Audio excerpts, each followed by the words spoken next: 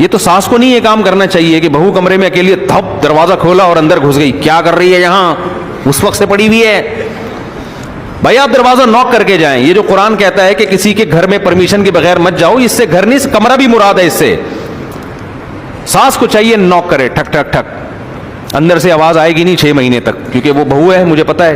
वो पड़ी रहेगी, 6 महीने बाद आंख खुलेगी, उसे कौन, तो वो बताए कि भाई मैं तुम्हारी सास लगती हूं रिश्ते में, डांटने के सिलसिले में हाजिर हुई थी, ठीक है ना, तुम्हें पोस्ती पने के ताने देने के सिलसिले में हाजिर हुई थी। तो इजाजत लें, वो कुंडी खोले, फिर आप उसको बेशक बताएंगे बेटा ये हर वक्त पड़े रहना, हम भी सोते थे जब हमारी शादी हुई थी, तो हम भी पड़े सोते रहते थे, लेकिन 13-14 घंटे से ज्यादा हम नहीं सोते थे, ठीक है ना। उस पर हमें सलावातें सुनने को मिलती, हम उड़ जाया करते थे। तुम तो 18-18 घंटे सो रही हो, ये बिल्कुल सेहत के लिए नुकसान, घर का माहौल